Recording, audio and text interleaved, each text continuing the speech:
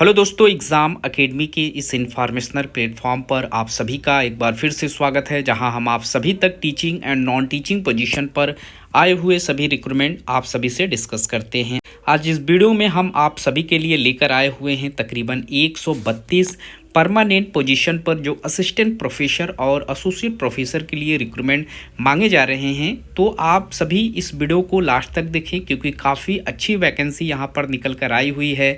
आप यहां पर एसोसिएट प्रोफेसर के लिए आवेदन कर पाएंगे, असिस्टेंट प्रोफेसर, और एक पोस्ट है जो असिस्टेंट प्रोफेसर प्री लॉ में निकल कर आया हुआ है। ये सारे इन्फॉर्मेशन आपको इसी वीडियो पर आज मिलने वाले हैं, तो चैनल को हमारे सब्सक्राइब कर लें ताकि इस तरीके का सभी अपडेट आपको समय पर मिल सके। ये रिक्रूटमेंट जो है वो government of Tamil Nadu teacher recruitment board की तरफ से निकल कर आया हुआ है।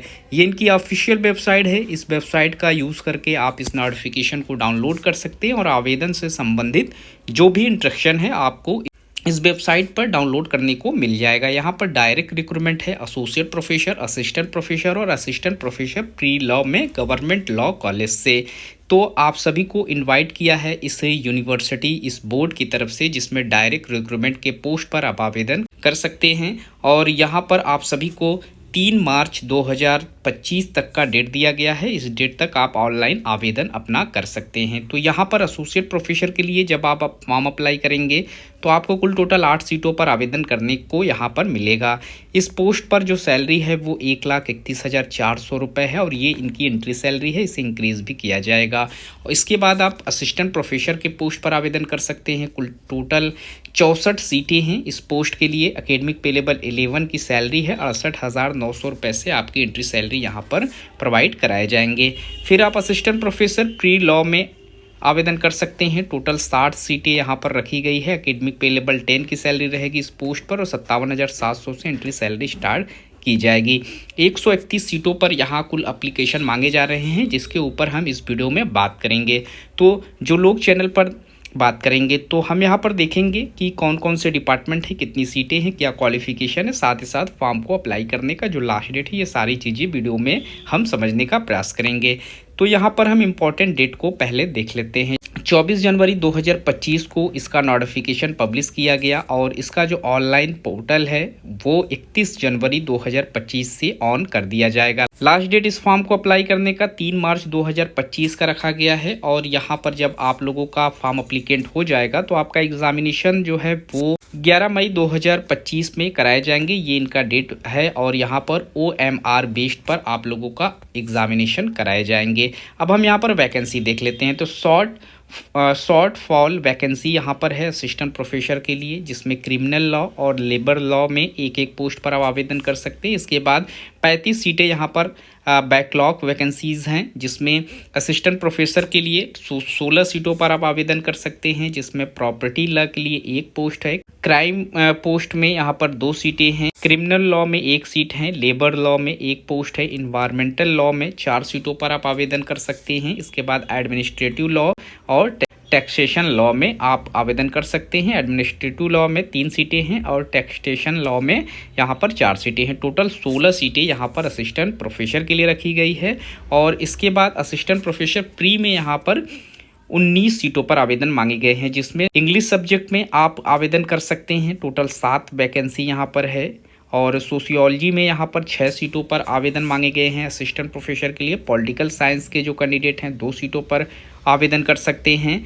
इकोनॉमिक सब्जेक्ट के जो कैंडिडेट हैं वो 4 सीटों पर आवेदन कर सकते हैं। टोटल 19 सीटें हैं जिस पर आप एप्लीकेशन फॉर्म फिलअप कर सकते हैं। ये बैकलॉग की सीटें थी। अब यहाँ पर हम करंट जो वैकेंसीज़ हैं वो भी बात कर लेते हैं। यहाँ पर एसोसिएट प्रोफेसर के लिए 8 सीटें हैं, जिसमें बिजनेस लॉ में 1 पोस्ट पर आपको एप्लीकेशन अपना फिलअप करना है, क्रिमिनल लॉ में 1 पोस्ट रखा गया है, प्रॉपर्टी लॉ में 1 पोस्ट है, लेबर लॉ में भी 1 पोस्ट पर आवेदन मांगे गए हैं, एडमिनिस्ट्रेशन लॉ में 1 पोस्ट है, कॉन्स्टिट्यूशनल लॉ में 1 पोस्ट है और इंटरनेशनल लॉ में 1 पोस्ट पर आवेदन मांगे गए हैं। और साथ ही साथ इन्वायरमेंटल लॉ में एक पोस्ट है। 8 सीटें हैं और 8 डिपार्टमेंट पर आप एसोसिएट प्रोफेसर के लिए आवेदन कर सकते हैं और असिस्टेंट प्रोफेसर के लिए कुल यहाँ पर 46 सीटें हैं। ये करंट वैकेंसीज हैं जिसमें 46 सीटें असिस्टेंट प्रोफेसर के लिए रखे गए हैं। इसमें इंटरनेशनल लॉ में 2 सीटें हैं, बिजनेस लॉ में 3 सीटें हैं, लॉ एंड कॉन्ट्रैक्ट्स में यहाँ पर 3 सीटें हैं, प्रॉपर्टी लॉ से आप 2 सीटों पर आवेदन कर सकते हैं, क्रिमिनल लॉ में 3 सीटों पर आप एप्लीकेशन फॉर्म फिलअप कर सकते हैं,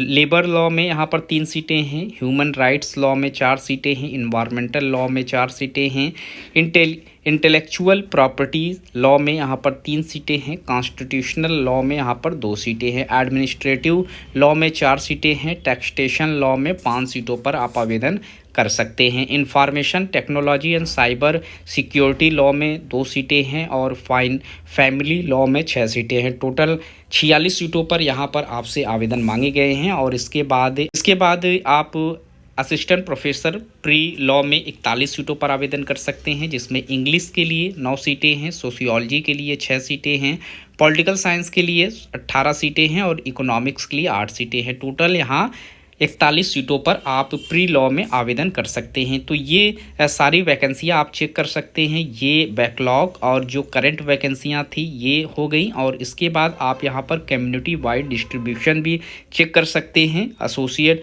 प्रोफेसर का ये डिस्ट्रीब्यूशन है जिसमें 8 सीटें हैं और यहाँ आपकी कैटेगरीज मेंशन की गई है। आप जिस भी कैटेगरीज से हैं उसमें आपकी सीटें यहाँ पर मेंशन की गई हैं और इसके नीचे जब आप आएंगे तो यहाँ पर आपको असिस्टेंट प्रोफेसर का भी ये जो कैटेगरीज डिस्ट्रीब्यूशन का लिस्ट है वो आपको देखने को मिल जाएगा। आप अपने कैटेगरीज के हिसाब से यहाँ पर कर सकते हैं। आपकी जो भी कैटेगरीज है ये सारी यहाँ पर मेंशन की गई है। आपको कैटेगरीज वाइज यहाँ पर कुछ वेटेज भी मिल जाएंगे, जिसमें आपको अगर वुमेंस आप हैं तो यहाँ पर मिनिमम 30% का वेटेज रखा गया है, जिसको आप चेक कर लेंगे। वहीं SC ST OBC को भी कुछ वेटेज यहाँ पर प्रोवाइड कराए गए हैं।